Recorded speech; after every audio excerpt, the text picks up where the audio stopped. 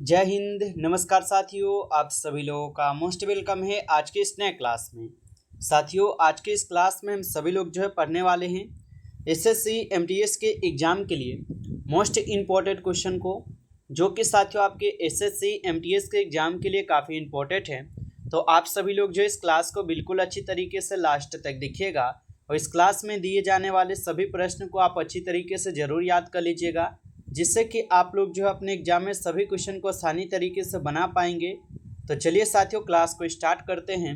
उनसे पहले यदि आप इस चैनल पे पहली बार जुड़े हैं तो साथियों आप जो इस चैनल को सब्सक्राइब कर लीजिए और सब्सक्राइब करके आप जो है ऑल नोटिफिकेशन को ऑल पे ज़रूर दबा लीजिए, ताकि जब भी क्लास स्टार्ट हो सबसे पहले क्लास का नोटिफिकेशन आपके पास पहुँच सके। तो आप इस चैनल को सब्सक्राइब कर लीजिए। साथ ही साथ साथियों आप जो इस क्लास को ज़्यादा से ज़्यादा लाइक जरूर कर लीजिएगा। तो चलिए क्लास को स्टार्ट करते हैं और देखिएगा क्वेश्चन क्या दिया गया है। क्वेश्चन दिया गया है साथियों कि भारत का पहला सौर मिशन आदित्य L1 जो है ना कब लॉन्च किया गया था। बताइए साथियों कि भारत का पहला सौर मिशन आदित्य L1 जो है ये कब लॉन्च किए गए थे। तो साथियों यहाँ पे इस क्वेश्चन का आप सही जवाब ऑप्शन सी कीजिएगा। 2 सितंबर 2023 को किए गए थे। ऑप्शन सी सही जवाब है, याद रखिएगा। और ये साथियों सभी क्वेश्चन आपके PY की क्वेश्चन है, यानी कि प्रीवियस ईयर के क्वेश्चन आपको करवा रहे हैं, जिससे कि आपके एग्जाम में यहाँ से 100% क्वेश्चन देखने को मिलेंगे। अगला प्रश्न है कि मुद्रा आपूर्ति के लिए किस घटक में सावधि जमा जो है ना शामिल है।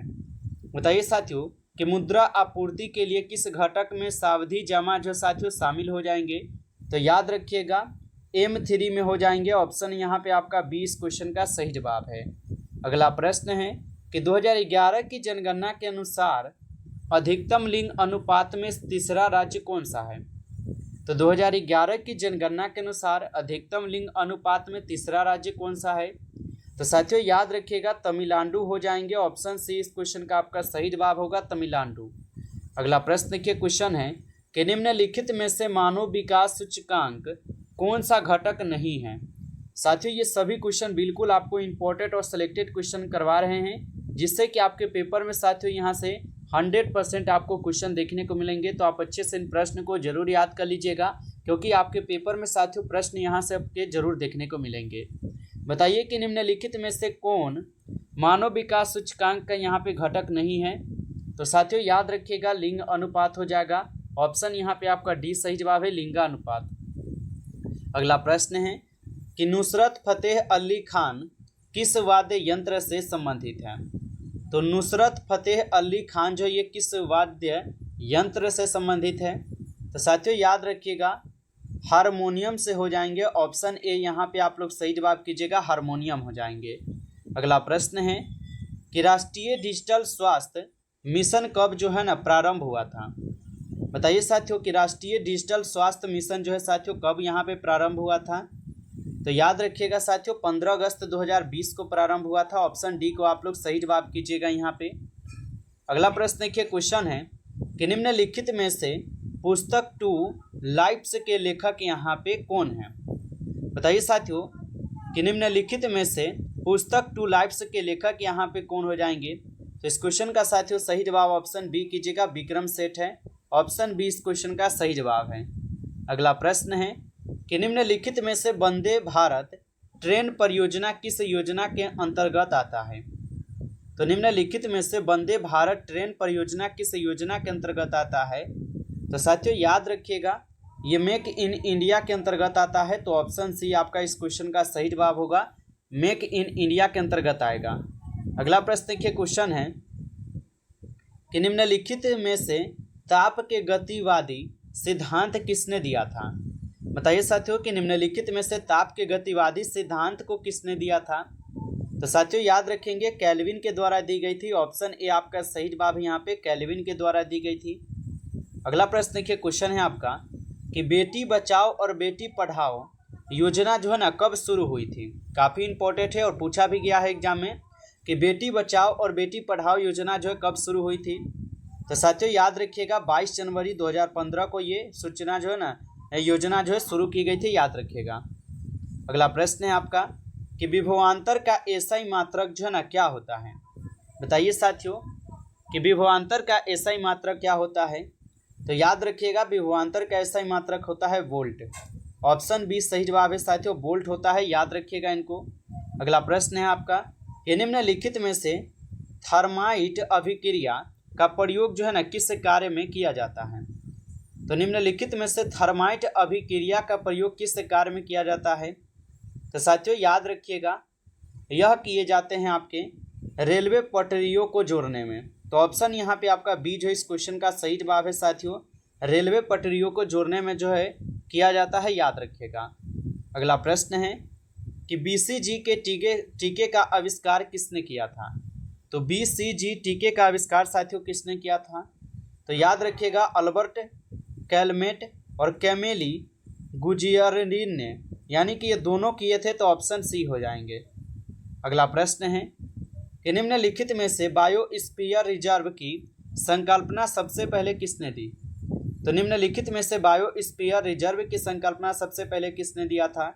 तो साथियों याद रखिएगा यूनेस्को ने दिया था, ऑप्शन बी सही जवाब है यूनेस्को। अगला प्रश्न है आपका निम्नलिखित में से ओजापाली नृत्य किस राज्य से संबंधित है। तो निम्नलिखित में से ओजापाली नृत्य किस राज्य से संबंधित है।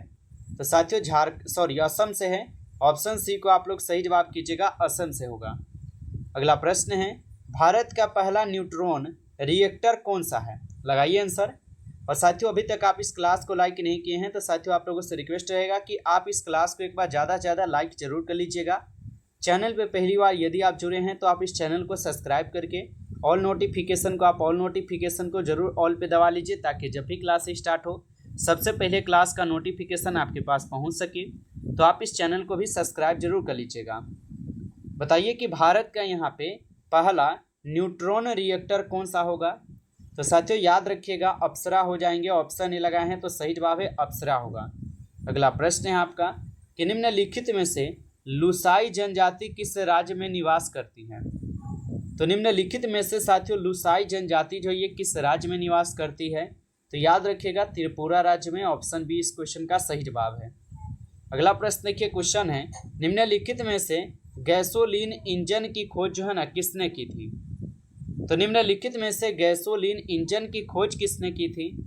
तो साथियों याद रखिएगा निकोलस ऑगस्ट ओटो ने किया था, तो ऑप्शन यहाँ पे आप लोग का जो है 20 क्वेश्चन का सही जवाब है, निकोलस ऑगस्ट ओटो के द्वारा की गई थी, तो ऑप्शन यहाँ पे आपका 20 क्वेश्चन का सही जवाब है।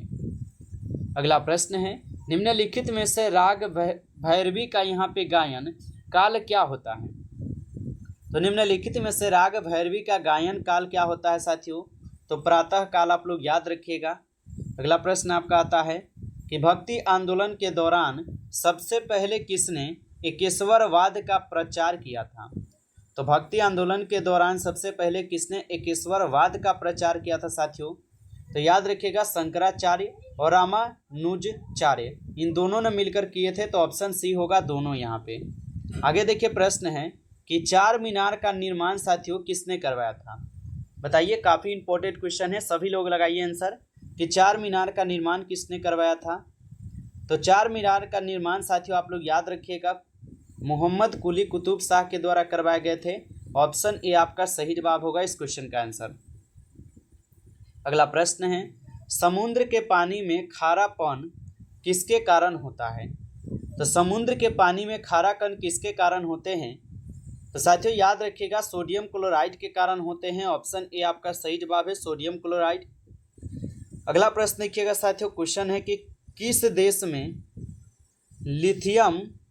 लिथियम यहाँ पे खाने हो जाएगा, ठीक है, खाने और अन्वेषण में सहयोग के लिए भारत के साथ समझौता किया है। तो किस देश ने, यहाँ पे ने हो जाएगा कि किस देश ने यहाँ पे लिथियम खाने और अन्वेषण में सहयोग के लिए भारत में समझौता किया है।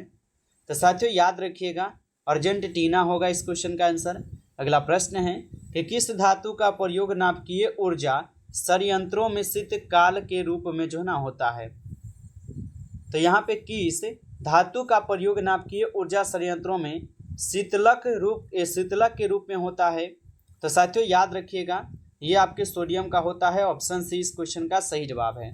अगला प्रश्न देखिए, क्वेश्चन है कि निम्नलिखित में से देव समाज के संस्थापक कौन थे।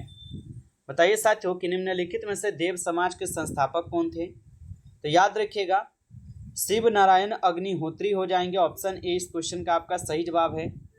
अगला प्रश्न देखिएगा, आपका क्वेश्चन है कि शरीर का कौन सा अंग पराबैंगनी प्रकाश से अधिक प्रभावित होता है। तो शरीर का कौन सा अंग पराबैंगनी प्रकाश से अधिक प्रभावित होता है। तो साथियों याद रखिएगा त्वचा और यहाँ पे आँखें, ये दोनों क्या है, तो ये ज़्यादा प्रभावित होते हैं पराबैंगनी प्रकाश के कारण, याद रखिएगा। अगला प्रश्न है कि ब्रिटिश एकेडमी फिल्म अवार्ड 2025 में किसे जो है ना बेस्ट फिल्म चुना गया है। तो ब्रिटिश यहाँ पे एकेडमी फिल्म अवार्ड 2025 में किसे बेस्ट फिल्म चुना गया है। तो साथियों याद रखिएगा इस क्वेश्चन का सही जवाब ऑप्शन सी कीजिएगा। अगला प्रश्न देखिए, आप लोग का क्वेश्चन है कि किस गैस को यहाँ पे रिलाइफन गैस कहा जाता है और ये इनेस्थीसिया में प्रयोग होती है। तो साथियों याद रखेंगे नाइट्रोजन गैस हो जाएंगे इस क्वेश्चन का आंसर। ऑप्शन बी आपका ऑप्शन सी इस क्वेश्चन का सही जवाब है। अगला प्रश्न है भारतीय संविधान का कौन सा अनुच्छेद जनगणना से संबंधित है। तो भारतीय संविधान का कौन सा अनुच्छेद है जो जनगणना से संबंधित है। तो अनुच्छेद 246 हो जाएंगे साथियों। ऑप्शन डी यहाँ पे आपका सही है इस क्वेश्चन का आंसर। चलिए अगला प्रश्न देखिए, क्वेश्चन है कि कौन सी धातु शरीर में हीमोग्लोबिन बनाने के लिए आवश्यक होती है। तो कौन सी धातु शरीर में हीमोग्लोबिन बनाने के लिए आवश्यक होती है। तो साथियों याद रखिएगा यह हो जाएंगे आपके लोहा, जो हीमोग्लोबिन बनाने के लिए आवश्यक होती है। तो ऑप्शन आपका बी सही जवाब है। नमस्कार साथियों, इस क्लास में कुल आपके 30 क्वेश्चन थे जो कि काफ़ी इंपॉर्टेंट और सिलेक्टेड क्वेश्चन थे। साथियों यदि आपको ये क्लास अच्छा लगा हो तो आप इस क्लास को ज़्यादा से ज़्यादा लाइक कर लीजिएगा।